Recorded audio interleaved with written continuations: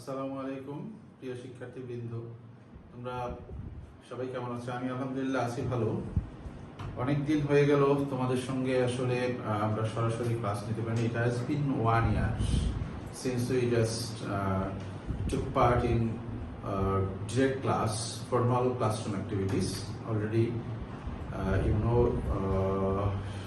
আসলে তোমাদের সিলেবাস মোটামুটি আমরা ইংলিশ ফার্স্ট পেপার শেষ করেই ফেলছি বলা যায় অনেকটা।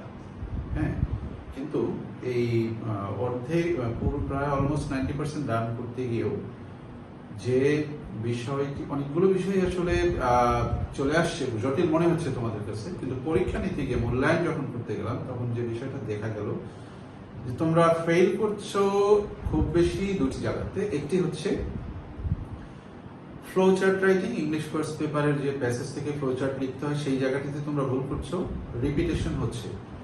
আর দ্বিতীয়ত কোশ্চেন অ্যান্সারিং, এই জায়গাটায় তোমাদের ভুল হচ্ছে। আর একটা মাইনর মিস্টেক বা ভুল তোমরা করছো, সেটা হচ্ছে ভোকাবুলারির জায়গাটিতে। এনিওয়ে, আমরা আজকে তোমাদেরকে রিশাফল করে নিব।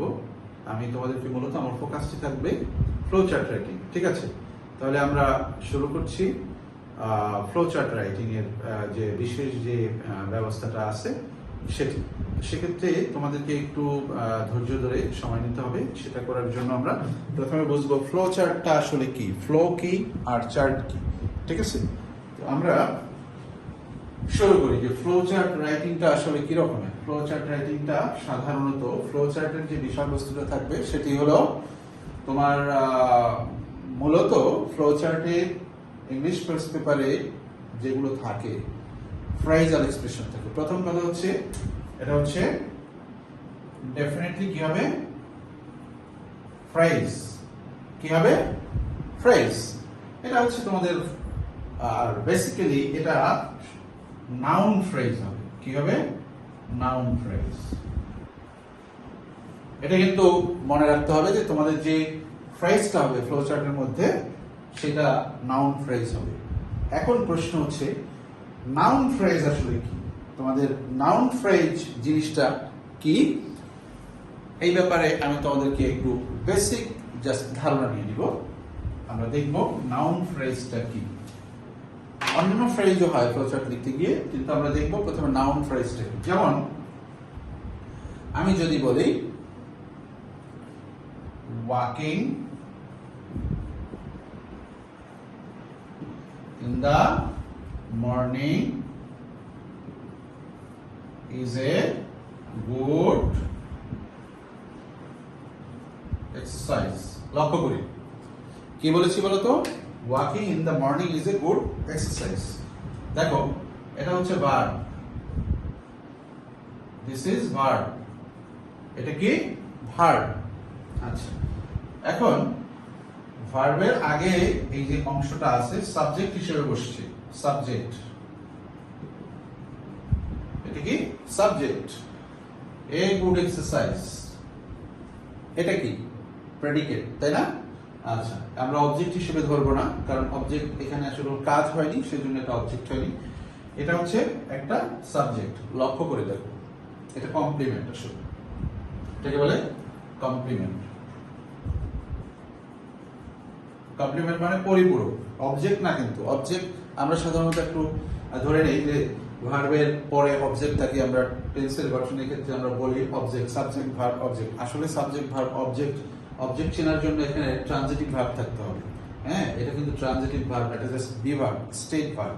হ্যাঁ, ইভেন্ট ভার্ব, স্টেট ভার্ব আমরা আরেকটা ক্লাসে দেখবো। আমি কি বোঝাতে চাচ্ছি খেয়াল করে দেখো। এই যে ওয়াকিং, ওয়াকিং অর্থ হচ্ছে হাঁটা। ওয়াকিং অর্থ কি? হাঁটা। খেয়াল রাখতে হবে এটা একটা নাউন, ভার্বের সঙ্গে আইএনজি হয়ে গেছে। হ্যাঁ, তাহলে ওয়াকিং এটা একটা নাউন, একটা শব্দের কাজ করেছে। But walking in the morning, এই পুরোটা মিলে আমরা জানি ফ্রেজ কি। ফ্রেজ হচ্ছে গ্রুপ অফ ওয়ার্ডস, এবং সেটা কি করে একেবারে স্পেসিফিক পার্ট অফ স্পিচের মতো কাজ করে, যেমন নাউনের কাজ করে। একটা শব্দে একটা নাউন হয়, বাট যখন অনেকগুলো শব্দ একসঙ্গে নাউন হিসেবে কাজ করে, এই যে ভার্বের আগে যা আছে এই পুরো অংশটা ওয়াকিং ইন দ্য মর্নিং, এটা একটা নাউন হয়ে গেছে, সকালে হাঁটা। তাহলে এটা একটা ফ্রেজ, এটা একটা নাউন ফ্রেজ। এটা কি ফ্রেজ? Noun phrase. নাউন ফ্রেজের গঠন হলো সাধারণত মানে এটা আইএনজি দিয়ে শুরু হতে পারে, তারপরে সাথে প্রেপোজিশন থাকে, আর্টিকেলস থাকে, পসেসিভ কেস থাকে, ডেমনস্ট্রেটিভ প্রোনাউন থাকে। যেমন যদি আমি বলি বুক, খেয়াল করে দেখো, এর আগে যদি আমি লাগাই মাই পসেসিভ, বুক, এই যে মাই বুক, এটা একটা নাউন। এই শব্দটা হওয়ার কারণে এটা হয়ে গেছে যেমন বুক, এটা কি ফ্রেজ, এটা হলো নাউন ফ্রেজ, এনপি, সংক্ষেপে এনপি, নাউন ফ্রেজ। এখন এটাকে আমি আবার কি করতে পারি, এ বুক, এটা একটা নাউন ফ্রেজ। যদি বলি আমি দে বুক, দে বুক, এটাও কিন্তু নাউন ফ্রেজ, ঠিক আছে। আবার যদি বলি বাইং এ বুক, লক্ষ্য করে দেখো এটাও কিন্তু ফ্রেজ হয়ে গেছে, কি নাউন ফ্রেজ। আন্ডারস্ট্যান্ড? আচ্ছা, আমরা আশা করছি নাউন ফ্রেজটা কি বুঝতে পারছি। যেমন আইএনজি প্লাস সাথে আরো আর্টিকেলস এবং একটা আর্টিকেল এবং নাউন মিলে হয়েছে নাউন ফ্রেজ, রাইট? আবার দি বুক, এ বুক, মেনি বয়েজ, এটাও একটা noun phrase. Clear? So walking in the morning, এটা একটা নাউন ফ্রেজ, এটা নাউন, সব মিলে নাউন ফ্রেজ। সিমিলারলি এই জায়গায় কিন্তু দেখো এক্সারসাইজ, এর একটা নাউন, তার আগে কি আছে অ্যাডজেক্টিভ, আছে একটা আর্টিকেল, এ গুড এক্সারসাইজ, রাইট? এটা কি হয়ে গেছে, নাউন ফ্রেজ হয়ে গেছে। ক্লিয়ার?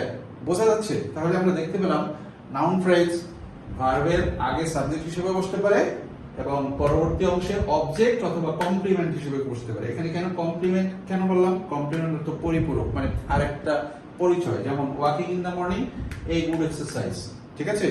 এবং এ গুড এক্সারসাইজ কি, কার কথা বলা হয়েছে? এই ওয়াকিং ইন দ্য মর্নিং আর এই গুড এক্সারসাইজ একই কথা, এই জন্য এটার পরিপূরক হচ্ছে এটা। এই জন্য এটাকে আমরা অবজেক্ট বলবো না, তবে আমি অবজেক্টের বিষয়টা ক্লিয়ার করে দিচ্ছি তোমাদেরকে। তাহলে নাউন ফ্রেজ পজিশন কোথায় বসবে? ভার্বের আগে হতে পারে, পরেও হতে পারে, সাবজেক্ট হিসেবে বসতে পারে, কমপ্লিমেন্ট হিসেবে বসতে পারে, আবার সাবজেক্ট হিসেবে বসতে পারে, আবার অবজেক্ট হিসেবে বসতে পারে, রাইট? যেমন মেসি স্কোরড 2 গোলস। লক্ষ্য করে দেখো এখানে মেসি নিজে করেছে, এটা একটা নাম। স্কোর মানে গোল করা, গোল করার ইংরেজি কি? স্কোর। আন্ডারস্ট্যান্ড? Scored 2 goals. কে? Messi scored 2 goals. দেখো গোলস এটা noun, this is a noun, this is modifying word to 2 goals. এটা মিলে কি নাউন ফ্রেজ। ক্লিয়ার? তো নাউন ফ্রেজ কিভাবে দেখো, সংখ্যা এবং নাউন, এটা অ্যাডজেক্টিভ হিসেবে কাজ করেছে, এটা নাউন। তাহলে 2 গোলস, এখানে কিন্তু সে করেছে, কে করেছে? মেসি করেছে। তাহলে এই যে অ্যাক্টিভ, এটাকে ট্রানজিটিভ ভার্ব বলে, সকর্মক, মানে কি কাজ হয়, সাবজেক্ট নিজে কাজ করে। এটা হচ্ছে অবজেক্ট মানে নাউন ফ্রেজ, এটা কিন্তু কমপ্লিমেন্ট পরিপূরক, এটার আরেকটা পরিচয়। বাট মেসির পরিচয় কিন্তু 2 গোলস না। আন্ডারস্ট্যান্ড? আশা করছি তোমার কমপ্লিমেন্ট কি এবং অবজেক্ট কি ক্লিয়ারটা, মানে বিষয়টা ক্লিয়ার হয়েছে তোমাদের, রাইট? এবার আবার ফিরে যাব নাউন ফ্রেজে। তাহলে নাউন ফ্রেজ কিভাবে হয়? এরকম ভার্বের সঙ্গে আইএনজি, তারপরে প্রিপজিশন দিয়ে, তারপরে নাউন, আর্টিকেলস, এরকম। মূল কথা হচ্ছে সাবজেক্টের আগে বা পরে সাবজেক্ট হিসেবে বসতে পারে, অবজেক্ট হিসেবে বসতে পারে, বা কমপ্লিমেন্ট হিসেবে বসতে পারে। এটা অবজেক্ট, এরকম কমপ্লিমেন্ট। ক্লিয়ার? যেমন আমি যদি বলি উই লাভ আওয়ার কান্ট্রি, তাহলে এই যে দেখো উই লাভ আওয়ার কান্ট্রি, এই আওয়ার কান্ট্রি আর উই কিন্তু এক জিনিস না, এটা সাবজেক্ট ভার্ব, এটা হচ্ছে অবজেক্ট, পসেসিভ কেস যোগ নাউন, নাউন ফ্রেজ। এটা হচ্ছে একটা বিষয়। এবার হচ্ছে এটা ছাড়া নাউন ফ্রেজ আরো একভাবে হয়। যেমন ধরো আমি এই বাক্যটা আবার লিখলাম, playing cricket is good for health. লক্ষ্য করো, playing cricket is good for health। খেয়াল করে দেখো, playing cricket এই ভার্ব, তাহলে এটা সাবজেক্ট, playing cricket, ক্রিকেট হচ্ছে নাউন, মূল কথাটা। তা দুইটা শব্দ মিলে কি হয়ে গেছে, এটা সাবজেক্ট হয়ে গেছে, এটা একটা শব্দ না দুইটা শব্দ, দিস ইজ নাউন ফ্রেজ, মনে থাকবে। এরপরে আসো আবার এটাকে আমি লিখতে পারি to play cricket is a good exercise. লক্ষ্য করে দেখো, to play cricket is a good exercise, তাহলে to play cricket same as it is, playing ক্রিকেটও যা, টু প্লে ক্রিকেট সেম জিনিস। এটাকে ইনফিনিটিভ ফ্রেজ বলে, ইট ইজ ইনফিনিটিভ, আর এটাকে বলা হয় জিরান্ড, রাইট? দুইটাই ভার্বের সাবজেক্ট হিসেবে বসছে, ক্লিয়ার? সো এটা কি দুইটাই নাউন ফ্রেজ, এই ইনফিনিটিভ দিয়েও হয়, টু যোগ ভার্বের বেস ফর্ম প্লাস নাউন, আবার ভার্বের সঙ্গে আইএনজি প্লাস নাউন, এইভাবে নাউন ফ্রেজ হতে পারে। এখন প্রশ্ন হচ্ছে কিভাবে নাউন ফ্রেজ আইডেন্টিফাই করবে? সরাসরি যে কোনো ভার্বকে কি দিয়ে প্রশ্ন করতে হবে? প্রশ্নটা কি দিয়ে করতে হবে? হোয়াট। খেয়াল করো, playing cricket good for health, স্বাস্থ্যের জন্য কি ভালো? What is good for health? Playing cricket. What is good for health? What is a good exercise? To play cricket is a good exercise. Playing cricket is a good exercise. Right? What is playing cricket? A good exercise. Understand? এখানে প্রশ্ন করে দেখো, good for health. What is, তুমি যদি এখানে playing cricket, কি স্বাস্থ্যের জন্য ভালো? স্বাস্থ্যের জন্য ভালো কি? Playing cricket. Playing cricket কি? স্বাস্থ্যের জন্য ভালো।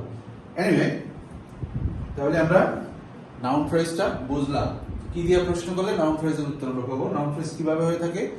Articles, noun, adjective plus noun, possessive plus noun, demonstrative plus noun, quantifier plus noun, এই জাতীয় বিষয়। এবার আমরা আসবো কিভাবে আসলে ফ্লোচার্টটা লিখতে হয়। আমরা নাউন ফ্রেজটা একটু বুঝলাম, এগুলো আসলে ইনিশিয়াল পড়া, তোমরা অনেক পড়েছো। হ্যাঁ, নাউন ফ্রেজ আমরা পড়িয়েছি তোমাদেরকে বিভিন্ন সময় আমাদের পড়ার প্রয়োজনে, কিন্তু এটা একটা রিসাবল ক্লাস, রিভিশন ক্লাস, যার জন্য খুব বেশি ডিপলি আমি এদিকে যেতে পারছি না বা যাচ্ছি না সময় স্বল্পতার কারণে। এনিওয়ে, যেহেতু পড়ানো আছে, তোমরা জাস্ট ধরতে পারলেই বিষয়টা ক্লিয়ার হবে। আমি এটি মনে করছি, ভয় পাওয়ার কিছু নেই, সহজ, একবারে খুব সহজ, সংক্ষেপে আমরা বুঝতে পারবো। জাস্ট 2-3টা সেন্টেন্স লিখবো, লেখার পরে কিভাবে ফ্লোচার্টটা তুমি সাজাবে দেখে ফেলবে ইনশাআল্লাহ। যেমন আমি যদি কিভাবে ফ্লোচার্ট বানাতে হয় সেন্টেন্স থেকে, ধরো তোমাদের সবচেয়ে মানে প্রথম যে ইউনিট ফর ইংলিশ ফার্স্ট পেপারে যে ইউনিট 1-এ লেসন 1-এর লেসন ইউনিট 1-এর লেসন 2 এর যে নেলসন ম্যান্ডেলা, ওইখানে যে প্যাসেজটি আছে সেখানে ধরো লেখা আছে নেলসন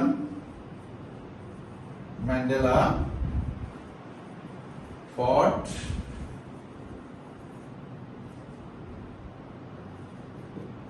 against apartheid। আমরা এই সেন্টেন্সটি একটু ভালো করে বোঝার চেষ্টা করব। নেলসন ম্যান্ডেলা ফট এগেইনস্ট অ্যাপার্থেইড। খেয়াল করে দেখো, এই যে সেন্টেন্সটা, এই সেন্টেন্সটা থেকে কিভাবে আমরা একটা নাউন ফ্রেজ বের করতে পারি, প্রক্রিয়াটা খেয়াল করব, ঠিক আছে? এইটাই যাওয়ার আগে আরেকটা সেন্টেন্স আমি লিখব, Nelson Mandela was a fighter against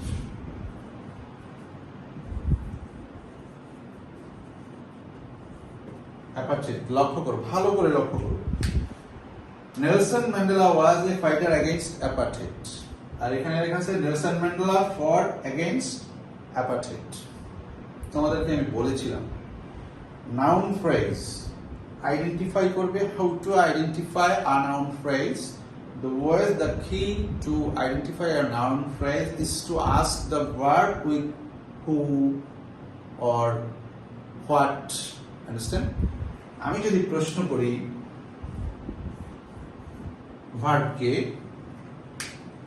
Nelson Mandela was a fighter against apartheid. What was Nelson Mandela? What was Nelson Mandela? Answer is আছে কিন্তু what, কি, a fighter against apartheid. বর্ণবাদ বিরোধী যোদ্ধা কি অ্যান্সারটি আছে এখানে নেলসন ম্যান্ডেলা ফট কিসের বিরুদ্ধে লড়েছিলেন এইটা কিন্তু একটা কি বলতো অবজেক্ট না এটা একটা complement a fighter against apartheid বর্ণবাদ বিরোধী যোদ্ধা ছিলেন এটা কে ছিলেন নেলসন ম্যান্ডেলা পরিপূরক এটার আরেকটা পরিচয় বাট এখানে দেখো নেলসন ম্যান্ডেলা ফট এগেইনস্ট অ্যাপার্থাইড এটা হলো ভার্ব এই অংশটা কি অবজেক্ট আসলে অবজেক্ট না কারণ কি অবজেক্টের আগে কখনো প্রিপজিশন থাকে না এই যে প্রিপজিশন আছে না এগেইনস্ট এটা মনে হচ্ছে যেন অবজেক্ট যদিও এটা বি ভার্ব এটা অবজেক্ট না কমপ্লিমেন্ট এটা নাউন ফ্রেজ এটাও নাউন ফ্রেজ সাবজেক্ট ভার্বের আগে পরে নাউন ফ্রেজ আছে আবার অ্যাডভার্বিয়াল ফ্রেজও থাকে অ্যাডজেক্টিভ ফ্রেজও থাকতে পারে কিন্তু এই যে আর্টিকেলস আছে নাউন আছে প্রিপজিশন ছাড়া মাথায় রাখতে হবে প্রিপজিশন নাউন ফ্রেজের আগে প্রিপজিশন থাকবে না অ্যাডভার্বিয়াল ফ্রেজের আগে প্রিপজিশন থাকবে দেখো নেলসন ম্যান্ডেলা ফট এগেইনস্ট অ্যাপার্থাইড নেলসন ম্যান্ডেলা কে বা কি দিয়ে প্রশ্ন করলে নেলসন ম্যান্ডেলা কি লড়েছিলেন কিসের বিরুদ্ধে আছে কিন্তু কি লড়েছিলেন এটা কিন্তু নাই লক্ষ্য করো আর একটা সেন্টেন্স ক্লিয়ার করে দিই যদি আমি লিখি এন এম সংক্ষেপে লিখি নেলসন ম্যান্ডেলা ওন নোবেল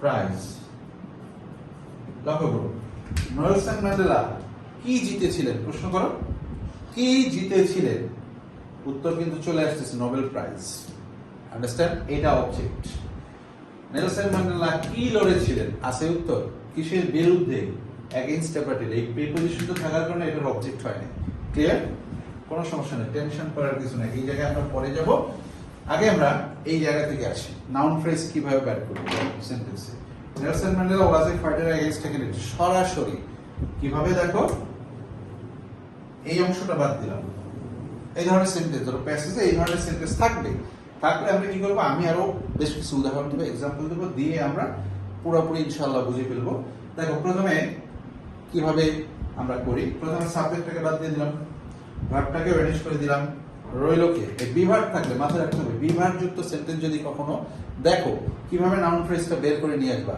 হ্যাঁ নেলসন ম্যান্ডেলা ওয়াজ বাট এটাও বাদ রইলো কি এ ফাইটার এগেইনস্ট অ্যাপার্থাইড জাস্ট এইটাই হয়ে যাবে এই নাউন ফ্রেজ তাহলে এই পুরো সেন্টেন্সটাকে আমরা কি করলাম সাবজেক্ট বিভাগ বাদ দিলাম এ ফাইটার এগেইনস্ট অ্যাপার্থাইড হয়ে গেল ক্লিয়ার দ্বিতীয় অপশন সেকেন্ড অপশন দেখাচ্ছি আমি এটাকে আরেকটা উপায় আমি করতে পারি কিভাবে করতে পারি একটু মনোযোগ দিয়ে দেখো এটা বাদ ওই যে বলেছিলাম না ভার্বের সঙ্গে আইএনজি দিয়ে হ্যাঁ এই যে দেখো ওয়াজকে আমি কি করব আইএনজি করে দিব যে কোনো ভার্বকে যেমন being a fighter against apartheid দেখছো being a fighter against apartheid ভার্বের সঙ্গে আইএনজি হয়ে গেল রাইট এভাবে কিন্তু থাকতে পারে ক্লিয়ার সিমিলারলি এইটাকে আমি কিভাবে করব এটা তো ভার্ব আছে ফট তাহলে আমি কি করব এখানে যে যেমন ওয়াজের সঙ্গে অ্যামিজার ওয়াজার এর এটা প্রেজেন্ট ফর্ম পাস্ট ফর্ম ওয়াজার কিন্তু অ্যামিজার ওয়াজার আইএনজি হলো বি এই ক্ষেত্রে আমি কি করতে পারি এটা আমি বুঝলাম এই ক্ষেত্রে আমি যে কাজটা করতে পারি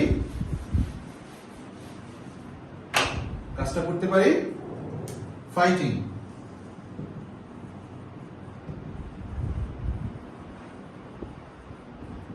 against apartheid রাইট এবার এটা হলো সবচেয়ে সোজাটা মানে তোমাকে ফ্লো চার্ট লিখতে গেলে অবশ্যই তোমরা অলরেডি জেনেছো যে প্রথমে কি করতে হবে প্রথমে যেটা দেয়া থাকবে তো ফার্স্ট ওয়ান হয় আইএনজি দিয়ে দেয়া থাকবে অথবা ক্লোজার ভার্বের রেসপন্স দিয়ে দেয়া থাকবে অথবা সরাসরি যেমন ফট এগেইনস্ট অ্যাপার্থাইড এটাও দেয়া থাকতে পারে কি ফট এগেইনস্ট অ্যাপার্থাইড পরেরটা কি হবে পরের যেগুলো করবা সবগুলো ভাগ থেকে শেষাংশ লিখবা এটা আইএনজি দিয়ে থাকলে আইএনজি দিয়ে করবা ক্লোজার ভার্বের রেসপন্স যেমন টু ফাইট এগেইনস্ট অ্যাপার্থাইড সেভাবে করবা তাহলে একটা রুলস হচ্ছে এইভাবে তুমি করবে দ্বিতীয় কি এটাকেই জাস্ট এইভাবে করলে টু ফাইট এগেইনস্ট অ্যাপার্থাইড 2 এটা করা যাবে আন্ডারস্ট্যান্ড?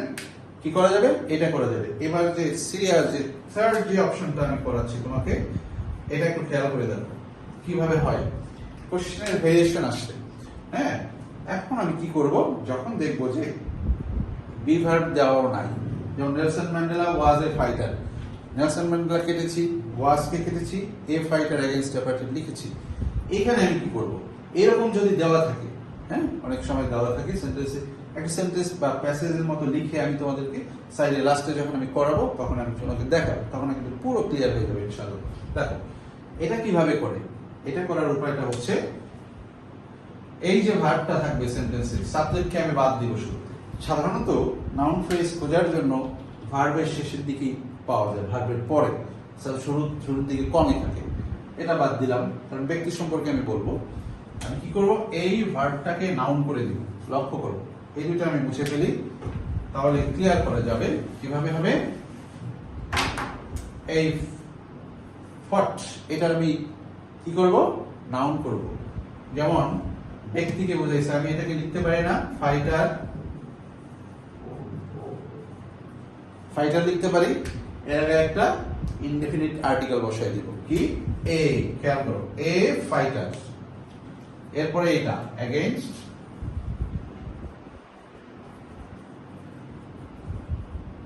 অ্যাপার্থাইড। দেখছো কিভাবে হয়ে গেল, এ ফাইটার এগেইনস্ট অ্যাপার্থাইড, রাইট? কি হলো, নেলসন ম্যান্ডেলা ফট এগেইনস্ট অ্যাপার্থাইড। এই পুরো সেন্টেন্সটাকে একটা ফ্রেজাল এক্সপ্রেশন নিয়ে আসলাম, এ ফাইটার এগেইনস্ট অ্যাপার্থাইড। ক্লিয়ার? আচ্ছা, অর এটা কিন্তু এভাবে লেখা যায়, an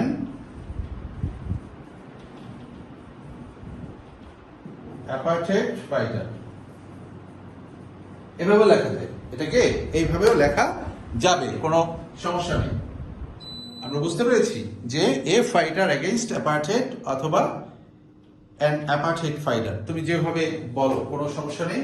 A fighter against apartheid or an apartheid fighter. Clear? সবাই বুঝেছি? That's it. এবার আসো, এখন যদি আমি একটি করতে দিই তোমাদেরকে, তাহলে আশা করছি তোমরা পারবা। যেমন ধরো, যদি আমি লিখি Nelson Mandela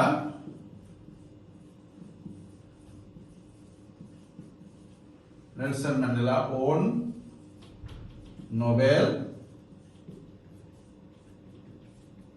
prize, Nelson Mandela won Nobel prize. তাহলে প্রথম ফর্মুলা যদি আমি করি, কি দিয়ে করব, ধরো ভার্বের সঙ্গে আইএনজি দিয়ে। এটা পরীক্ষায় কিভাবে থাকতে পারে, এভাবে থাকতে পারে। প্যাসেজটা ধরো, এটাকে যদি আমি চেঞ্জ করি, তাহলে উইনিং নোবেল প্রাইজ। দেখছো, সাবজেক্ট প্রথমে বাদ দিয়েছি, ভার্বকে কি করে দিলাম, আইএনজি, উইনিং নোবেল প্রাইজ। এইভাবে শুরু হতে পারে প্রথমটা। তাহলে পরের গুলো কিভাবে হবে, সব ভার্বের সঙ্গে আইএনজি দেওয়া হবে। और 2 নাম্বার কি, টু উইন নোবেল প্রাইজ। এভাবে শুরু হতে পারে, টু ইনফিনিটিভ ফ্রেজ দিয়ে, সবগুলো পরের গুলো ইনফিনিটিভ ফ্রেজ হবে, নাউন ফ্রেজ হবে কিন্তু। এটাও নাউন ফ্রেজ, এটাও নাউন ফ্রেজ। এরপর হতে পারে নাউন ফ্রেজ, এই যে আইএনজি দিয়া জিরান ফর্মে, তারপরে তোমার ইনফিনিটিভ ফর্মে, অথবা আরেকটা ফর্ম হতে পারে আর্টিকেলস এনে। যেমন এই যে উইন, এটা ওনের প্রেজেন্ট ফর্ম হচ্ছে উইন, উইনকে আমি লাগাই দিতে পারি কি, উইনার। তাহলে কি করবো, সেক্ষেত্রে একটা আর্টিকেলস আনবো, এ উইনার, হ্যাঁ। এরপর একটা কি আনবো, প্রিপজিশন আনবো, এ উইনার অফ নোবেল প্রাইজ। ঠিক আছে, এ উইনার অফ নোবেল প্রাইজ। অথবা এটাকে আরেকভাবে লেখা যায়, এ নোবেল প্রাইজ উইনার। খেয়াল করেছো, একটাকে আমি কয়ভাবে লিখলাম, ভার্বের সঙ্গে আইএনজি দিয়ে উইনিং নোবেল প্রাইজ, টু যোগ ভার্বের base form, to win Nobel prize. আবার কি করলাম, ভার্বটাকে নাউন বানাতে আনালাম, উইনার, তার আগে একটা আর্টিকেলস দিলাম, এরপরে একটা প্রিপজিশন দিলাম অফ, এরপরে নোবেল প্রাইজ। অথবা এটাকে উইনার অফ নোবেল প্রাইজ মানে হচ্ছে এ নোবেল প্রাইজ উইনার। আন্ডারস্ট্যান্ড? কয়েক ভাবে কিন্তু করেছি আমরা, ক্লিয়ার? তিনটা ভাবে করেছি। সাধারণত ইউজুয়ালি তোমার ফ্লো চার্ট এই নাউন ফ্রেজ দিয়ে হয়, দুই একটা ব্যতিক্রম ছাড়া। অ্যাডজেক্টিভ ফ্রেজ হতে পারে, সেটা সিচুয়েশন ডিমান্ড করে, প্যাসেজ কম্প্রিহেনশন যেভাবে ডিমান্ড করবে, প্যাসেজ যেভাবে ডিমান্ড করবে সেভাবেই লিখতে হবে। এনিওয়ে, আশা করছি বুঝতে পারছো তোমরা বিষয়টা কিভাবে হচ্ছে। এভাবে হতে পারে যে ওর নোবেল প্রাইজ, সরাসরি ওর নোবেল প্রাইজ। আন্ডারস্ট্যান্ড? আচ্ছা, তখন তোমরা কি করবে? পরেরগুলো সব ভার্ব দিয়ে করে ফেলবা। ঠিক আছে? এবার আসো আমরা আরো একটি সেন্টেন্স দেখব।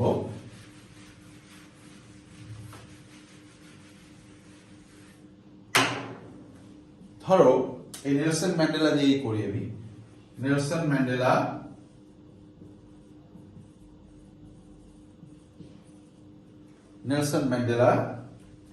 became the first black president of South Africa. Nelson Mandela became the first black president of South Africa. খেয়াল করো, অ্যান্সার কিন্তু এখানে আছে। কি কি আছে দেখো। নেলসন ম্যান্ডেলা, ভার্বকে প্রশ্ন করো, নাউন ফ্রেজ কি? নেলসন ম্যান্ডেলা কি হয়েছিলেন? What did Nelson Mandela become? The first black president of South Africa. Clear? Nelson Mandela দক্ষিণ আফ্রিকার প্রথম কৃষ্ণাঙ্গ প্রেসিডেন্ট হয়েছিলেন। সরাসরি নাউন ফ্রেজ কিন্তু দেওয়া আছে, কি এই অংশটা। ঠিক আছে? তাহলে প্যাসেজে যখন তুমি প্যাসেজটা পড়বা, নেলসন ম্যান্ডেলা বর্ণবাদ দূর করেছিলেন, পুরস্কার জিতেছিলেন, অ্যাপার্থাইডের বিরুদ্ধে লড়েছিলেন, এই জাতীয় বিষয়গুলো চলে আসবে প্যাসেজটা। যেমন নেলসন ম্যান্ডেলার অ্যাক্টিভিটিস এন্ড অ্যাচিভমেন্ট সম্পর্কে হতে পারে, কি কি করেছিলেন, অথবা নেলসন ম্যান্ডেলা সম্পর্কে কিছু নাউন ফ্রেজ বানানো ক্লু দেয়া থাকবে বা দেয়া আছে, সেগুলোকে জড়ো করে হয়তো এইভাবে সেন্টেন্স আকারে তোমার ভার্বকে নাউন করে, নাউনকে ভার্ব করে, এইরকম একটা মেকানিজম করতে হবে, করে তোমার টেক্সটটা সম্পূর্ণ করতে হবে বা অ্যান্সারটা করতে হবে। তো এই ক্ষেত্রে আমরা কি করতে পারি? সরাসরি সাবজেক্টকে কেটে দিতে পারি, ভার্বকে কেটে দিতে পারি। The first black president of South Africa হয়ে গেল। আবার যদি এরকম হয়, ভার্বের সঙ্গে এটা আছে becoming the first black president of South Africa, এভাবে হতে পারে। সরাসরি এভাবে দিতে পারি, the first black president of South Africa হয়ে গেল। তো পরেরটা হবে কি? নোবেল প্রাইজ উইনার, এ ফাইটার এগেইনস্ট অ্যাপার্থাইড। ঠিক আছে? তো এইভাবে যদি আমরা করি তাহলে কি দাঁড়াবে? ভার্বের সঙ্গে আইএনজি দিয়ে করলে becoming the first black president of South Africa. আবার যদি থাকে to be the first black president of South Africa হয়ে যাবে। ক্লিয়ার? আচ্ছা, এবার আসো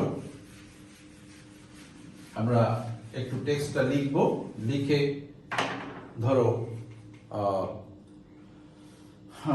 এবার আসো আমরা কিভাবে কোশ্চেনটাকে পরীক্ষার হলে বা পরীক্ষার খাতায় লিখবো। উপায় আছে দুইটা। একটা হচ্ছে ফ্লো চার্ট, এইভাবে লেখা।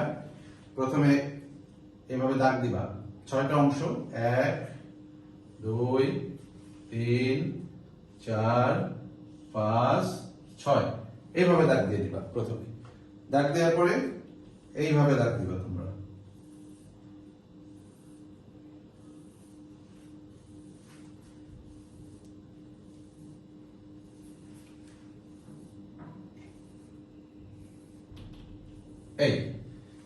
এই নিচে কিন্তু এখন দাগ দেওয়া যাবে না। 1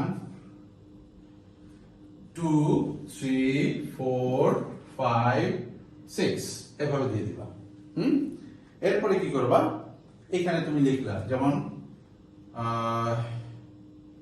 an advocate of human dignity, a fighter against apartheid, a Nobel prize winner. এভাবে লিখে গেলাম। লিখে যাওয়ার পরে সবচেয়ে বড় যেটা হবে, সেই এখানে তিনটার মধ্যে বড় হয়েছে কোনটা? এটা না? এই যে যেটা সবচেয়ে বেশি বড় হবে সেই বরাবর এরকম দাগ টেনে নিতে হবে। এবং গ্যাপ রাখতে হবে একটার পর একটা। এবারে কি করতে হবে, এই যে দুইটা জায়গার ঠিক মাঝ বরাবরে, এই যে ধরো এইটা হচ্ছে আমার মিড পয়েন্ট, এইভাবে করে দিতে হবে।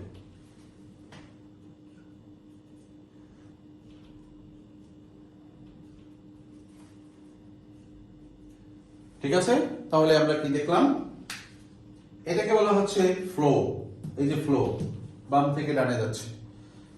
আর এটাকে বলা হয় চার্ট, এটা একটা চার্ট, এটা কি চার্ট, এটাকে বলা হয় ফ্লো চার্ট। এই হচ্ছে একটা ওয়েতে বাম থেকে ডান। সাধারণত পরীক্ষায় এইভাবেই সাজেস্ট করে থাকে। এখন একটা সমস্যা হয়, সমস্যাটা কি আমি তোমাদেরকে দেখাই দিচ্ছি।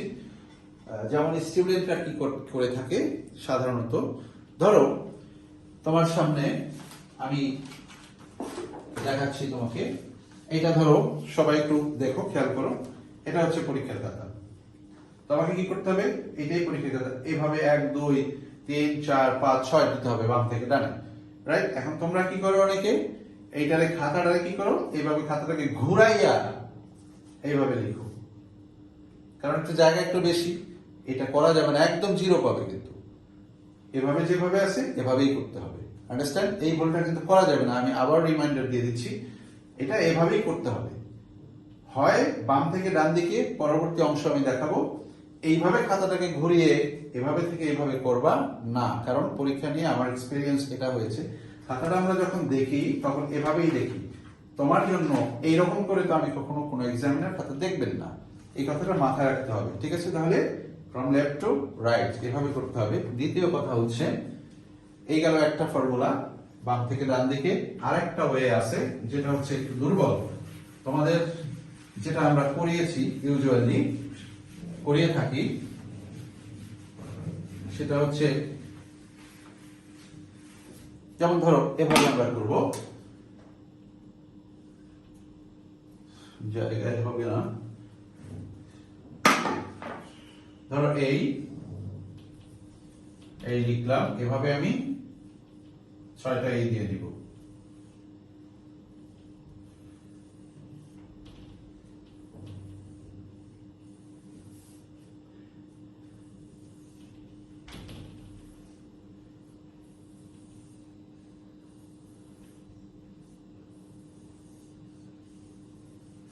প্রত্যেকটা কিন্তু সমান হতে হবে, আমার এখানে একটু এলোমেলো হয়ে গেছে, নিচের দিকে একটু জায়গা কম, প্রত্যেকটা কি হতে হবে, এই থেকে এই পর্যন্ত সমান, ঠিক আছে?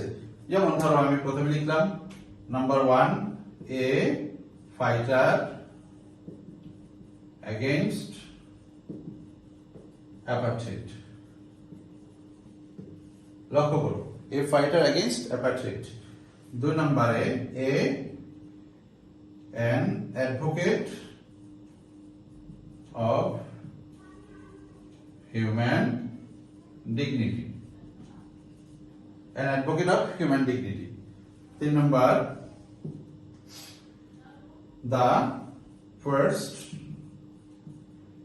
black president of South Africa.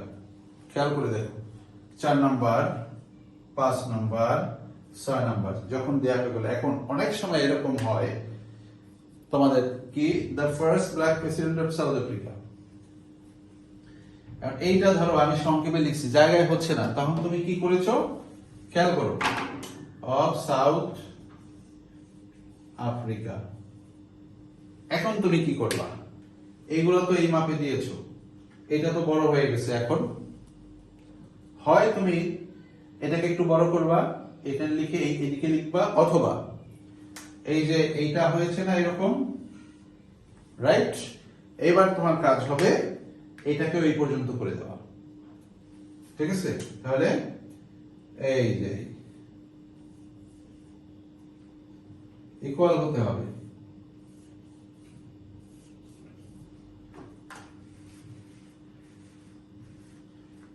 বুঝতে পারছি? লেখা যাই হোক, এটা বড় হয়েছে তার মানে এই না যে এইখানে তুমি দিয়ে দিবা এটা বড় রাখবে, এই কথাটা কিন্তু করা যাবে না, এটা আমি দেখেছি তোমাদের কমন ভুলগুলো। সো একটু বড় রাখতে হবে, তুমি এগুলো মাঝখানে লিখো, ধরো এটা এখান দিয়ে শুরু না করে এখান দিয়ে শুরু করলা, এইটুকুতে রাখলা, বাড়াইলা কমাইলা, কোনো সমস্যা নেই। তাহলে এরপরে কি করতে হবে, মাঝ বরাবর, এই যে একটা একটার সঙ্গে লেগে থাকবে না, will be separated, এরপর হচ্ছে এই ওই পাশের সমান এই পাশের সমান, লেখাগুলো একবারে সুন্দর ঝকঝকে যেন হয় এটা। এবার আসো, স্টুডেন্টস সাধারণত যে ভুলটা করে থাকে, যেটা করা যাবে না, কি করা যাবে না, এইখানে যে ফুল স্টপ আছে, এই ফুল স্টপ দেওয়া যাবে না। কারণ কি, ফুল স্টপ এটা কি করতে হবে, ফরবিডেন। এই যে এটা ফরবিডেন, এটা রাইট। আমরা জানি ফুল স্টপ কোথায় বসে, ফুল স্টপ বসে সেন্টেন্সে। এইটা কি সেন্টেন্স, এটা তো ফ্রেজ, কমাও বসবে না, এখানে কিচ্ছু বসবে না। তোমার সব হয়েছে, এ ফাইটার এগেইনস্ট অ্যাবার্টেড, ফুল স্টপ দিয়েছো, জিরো পাবে তুমি, কারণ ফুল স্টপ দেওয়া যাবে না। ফুল ফ্রেজে ফুল স্টপ হয় না, ফুল স্টপের রুলসটাই হচ্ছে ফুল স্টপ কোথায় হবে, সেন্টেন্সে। অতএব এখানে ফুল স্টপ দেওয়া যাবে না। এখানে কি an advocate of human dignity, phrase, ঠিক আছে, স্টপ দেওয়া যাবে না, কমাও দেওয়া যাবে না, কিছুই দেওয়া যাবে না। এটা প্রথম কথা। দ্বিতীয় কথা হচ্ছে, দেখো এটা যদি ক্যাপিটাল দিয়ে শুরু হয়, পরীক্ষায় কোশ্চেনে এ ফাইটার এগেইনস্ট অ্যাবার্টেড, এই প্রথমটা এটা ক্যাপিটাল হবে, দেখছো, এন এরপরে স্মল, ডি টি এরপরে যা আছে এগুলো। ক্লিয়ার, বুঝাতে পেরেছি? এটা আর্টিকেলস এভাবে সরাসরি নাউন ফ্রেজ হয়েছে। এখানে এরকম হইতে পারতো ফাইটিং এগেইনস্ট অ্যাবার্টেড, তাহলে পরের গুলো being an advocate of human dignity, তারপরে becoming the first black president of South Africa. কোশ্চেনে যেটা দেওয়া থাকে, যেভাবে থাকে, তোমাকে সেইভাবে ফ্লোচার্টটা করতে হবে। আন্ডারস্ট্যান্ড? আশা করছি বুঝতে পারছো। তাহলে ফুল কি করতে হবে, এই এই জায়গাটায় তোমার কি করা যাবে না, ফুল স্টপ দেওয়া যাবে না। আন্ডারস্ট্যান্ড? মনে থাকবে? প্রশ্নে যেভাবে দেওয়া থাকবে ইনস্ট্রাকশন, সেভাবেই করতে হবে। এটা কোনোভাবেই তুমি কি করতে পারবে না, চেঞ্জ করার কোনো সুযোগ নাই তোমার। আর যদি করো, সেটা তুমি সবকিছু হলেও 0 মার্কস পাবে। আশা করছি তোমাদের ফ্লোচার্ট লেখার যে একটা ঘাপলা ছিল, সেটা মোটামুটি ক্লিয়ার হয়েছে। কোনো যদি সমস্যা থাকে, এরপরে যখন স্বাভাবিক সুস্থ পৃথিবীতে যখন ক্লাস নেওয়া হবে, সুযোগ হবে ইনশাআল্লাহ, তখন তো আমরা দেখবো। আমার মনে হচ্ছে যে পরে যে একটা জাস্ট একটা রিভিশন ক্লাস, খুব একটু সংক্ষিপ্ত সময়ের মধ্যে এই ক্লাসটি নিতে পেরেছি। কেমন লাগছে? যদি কোনো প্রশ্ন থাকে সেক্ষেত্রে তোমরা পরবর্তীতে করতে পারবা, অসুবিধা নাই। অগোছালো ভাবেই হঠাৎ করে আসলাম বা হঠাৎ করে ক্লাসটা দিলাম। অনেক রিকমেন্ডেশন ছিল যে স্যার একটু কিভাবে নিতে হবে। একটা ফ্লোচার্টের ক্লাস নিতে গেলে আসলে 2টা ক্লাস লাগে, অনেক বড়, যেটা একটু আসলে কষ্টকর। যার জন্য যতটা একেবারে সংক্ষিপ্ত সময়, কোনো প্রকার প্রিপারেশন ছাড়াই আমি হাজির হলাম। আশা করছি তোমরা বিষয়টা বুঝতে পারছো। এরপরে যদি বুঝতে না পারো, আবারও ক্লাস নেওয়া হবে, কোনো সমস্যা নাই। সবাই ভালো থাকবা, সুস্থ থাকবা। আল্লাহ হাফেজ।